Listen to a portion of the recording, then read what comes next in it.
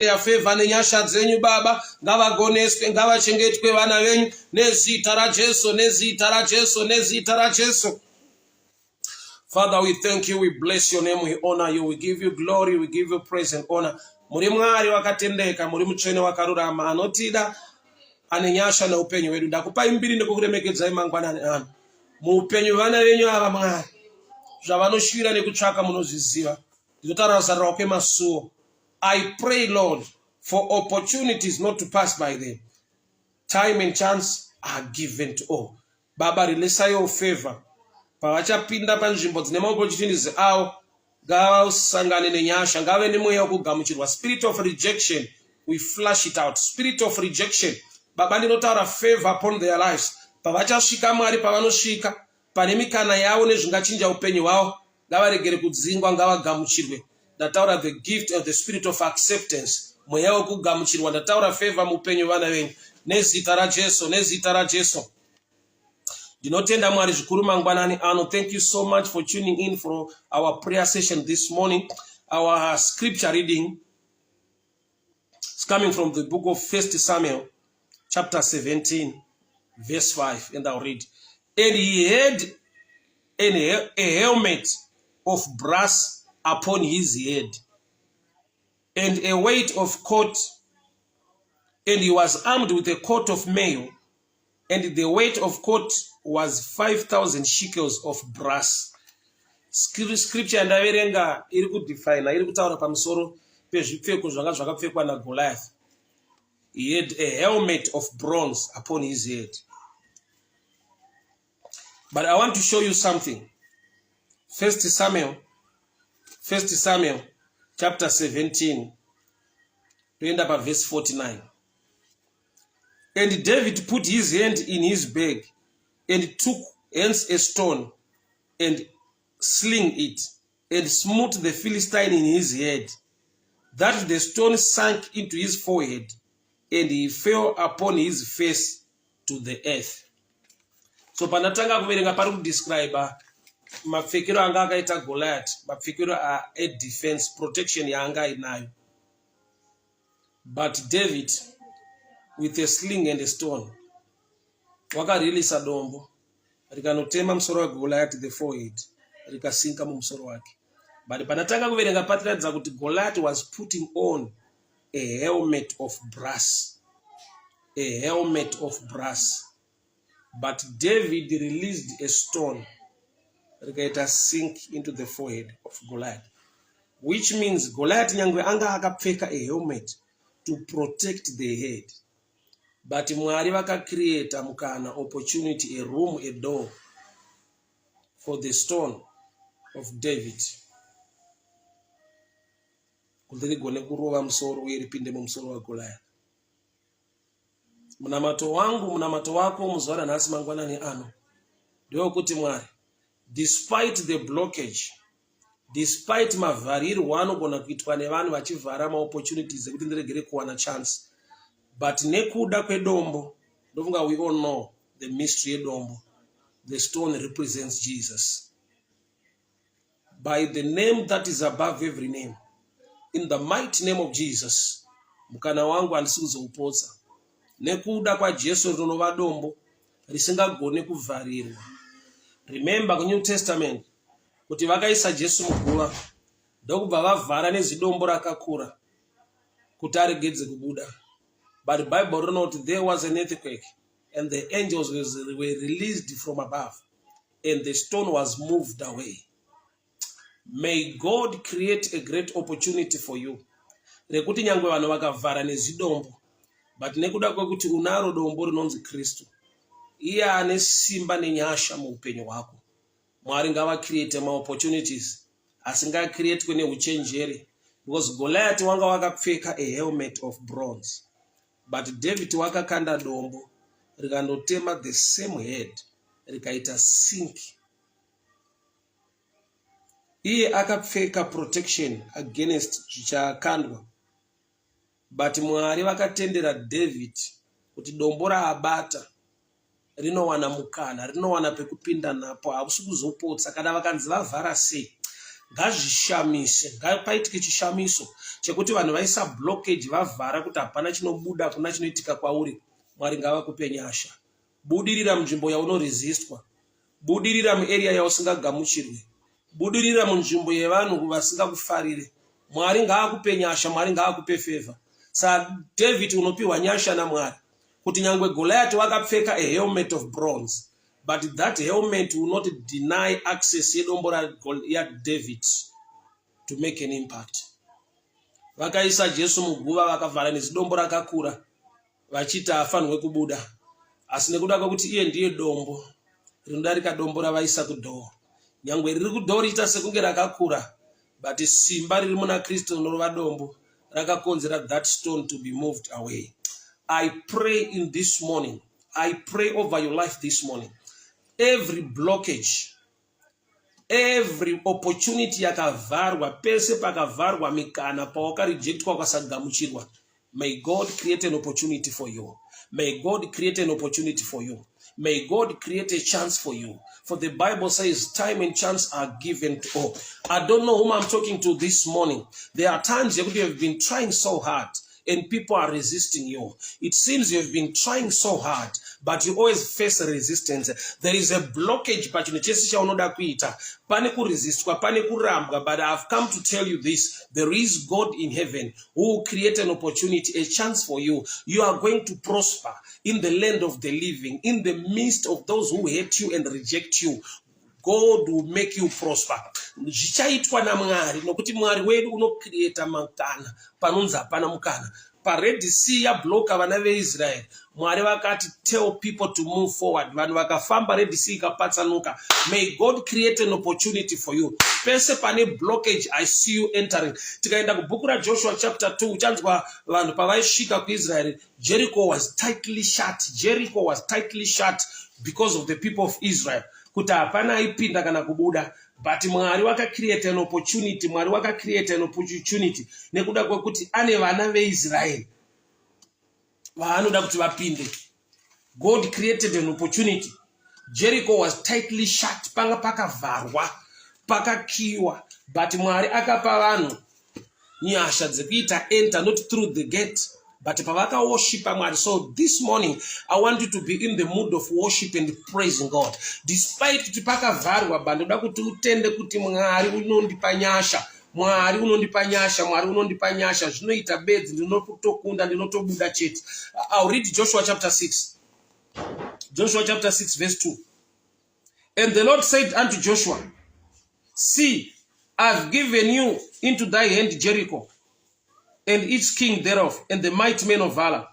You shall compass the city with your men of war. Go around the city for 6 days. Mwari vari kuti tarira ndakupa. But chinhu chiri kunzi tarira ndakupa, Joshua chapter 6 verse 1 inoti, now Jericho was shut up because of the children of Israel. No one went out, no one came in. Jericho ranga rakavharwa rakakiwa kuti hapana anopinda, hapana anobuda.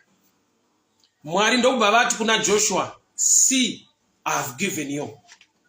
Naturally, haungati ndapuwa chinhu chakavharwa chakalokwa. But spiritually, Mwari vari kungoti kuna Joshua, nyangwe vanhu vaedza kuvhara kuti ushayiwe mukana, iva nemeso ekuona kuti Mwari unondipa pakavharwa ipapo. Mwari unondipa opportunity pari kunzi hapapindike, pari kunzi hapaitike. Why? Nokuti Goliath anga akapfeka a helmet of bronze, but David wakakanda dombo rikandotema the same head rine covering. By revelation David unotoziva. That's why wakataura achiti, who is this uncircumcised Philistine? Because when you are part of Israel, munenge makapfeka a helmet of salvation. That's Ephesians 6. Painotaura kuti pfeka inhumbi dzekurwa nadzo. Tinenge tine a helmet of salvation. So kana Goliath ari a Philistine asiri saved, which means helmet yake ndeye fake. The original helmet is Jesus, is our covering. Saka David wakareleasa dombo rikandotema musoro wa Goliath. Yeti pandaverenga pati, he was putting on a helmet of bronze. But dombo rakakandwa, rakawana mukana, rikasinka muhead mumusoro waGoliath. Don't know whom I'm talking to. Azvinei kuti ndiana apavhara, but tina Mwari wokuti kana avhura kuna unovhara. Wese anoedza kuvhara kana Mwari vangotendera kuti unopinda zvakadaro. Nyasha dziriko uye Mwari wedu ashanduke, ndiye wazuro nhasi namangwana. Zanzi kuna Joshua, nyangwe Jericho yanga yakakiwa tightly shut, Mwari vanoti kuna Joshua, see, I have given you. God will give you the grace, the opportunity and the favor.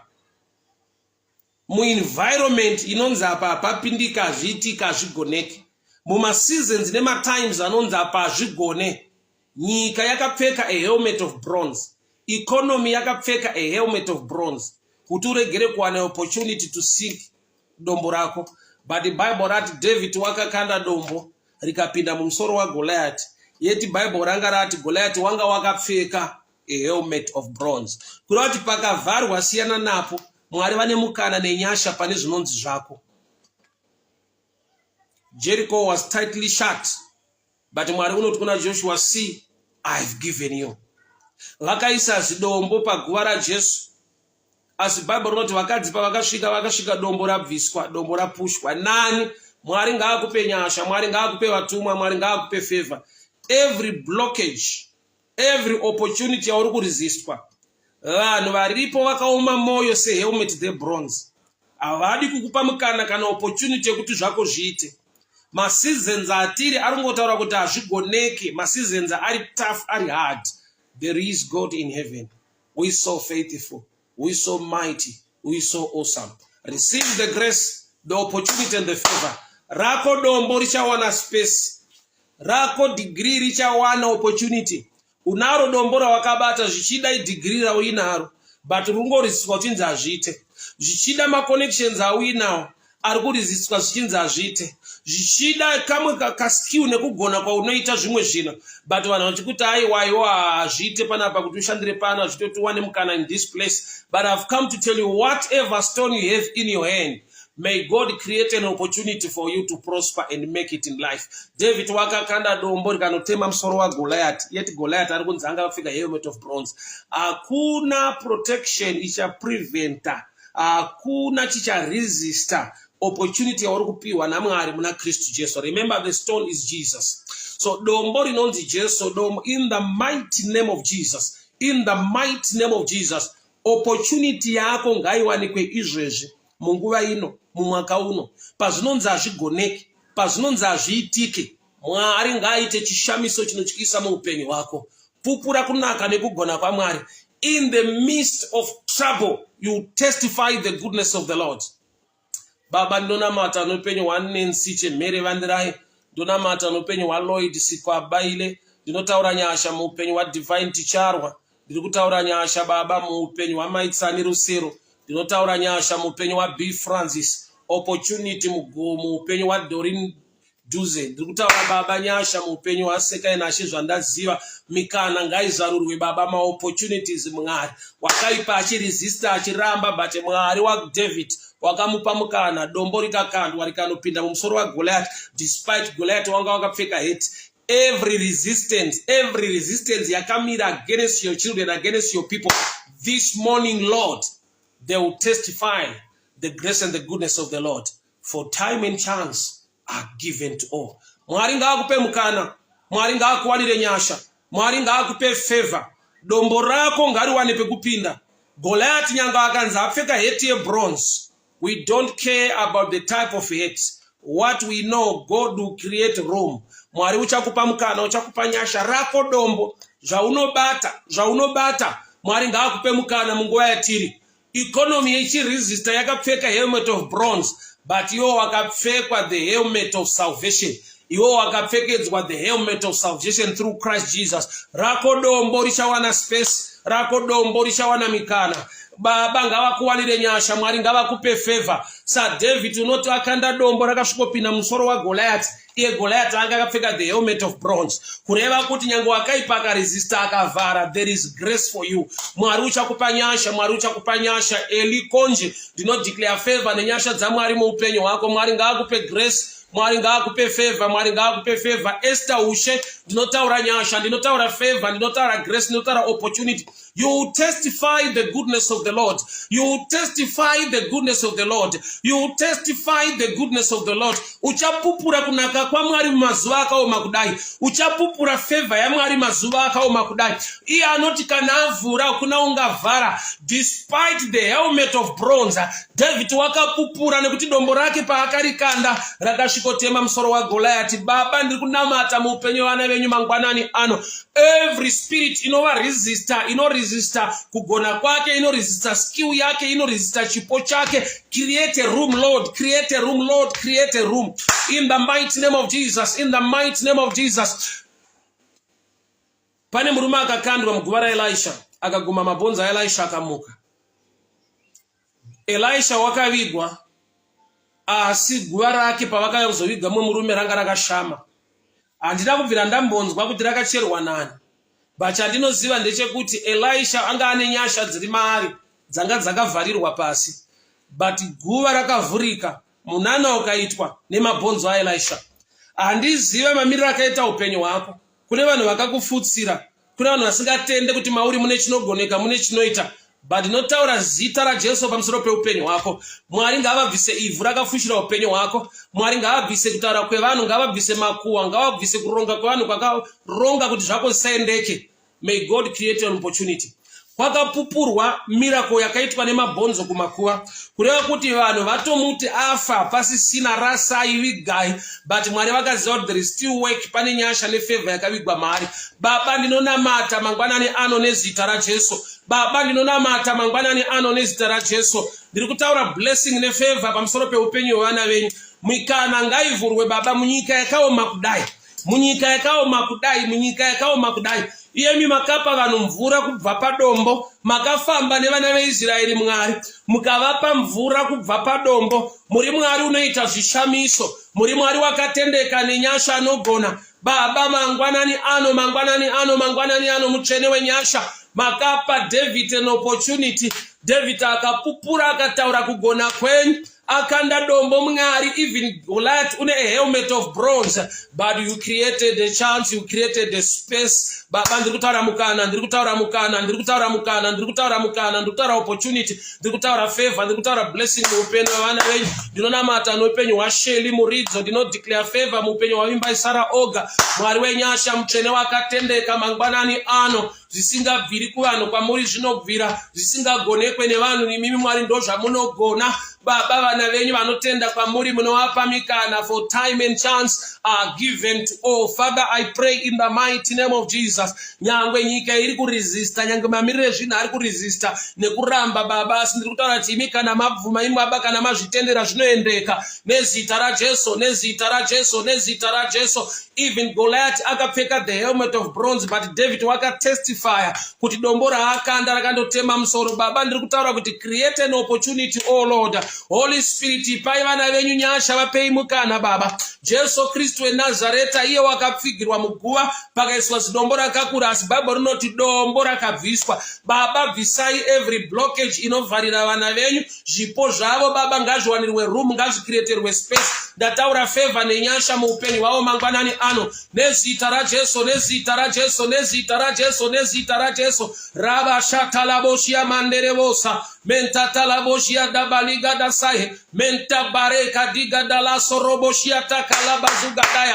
Mante baradiasa lobosha liga basanda. Ebosha de manta baradia katalabosha liga bate. Mente baradia takala konde baliga dasaya. In the name of Jesus, in the name of Jesus, in the name of Jesus, in the name of Jesus. Mikana ngaizarurwe, favor ngaidururwe muupenyu vana venyu Baba mangwanani ano. Nokuti makatendeka, nokuti makarurama. Ndinotaura nyasha nekugoneswa. Ngavarangarirwe vana venyu Baba.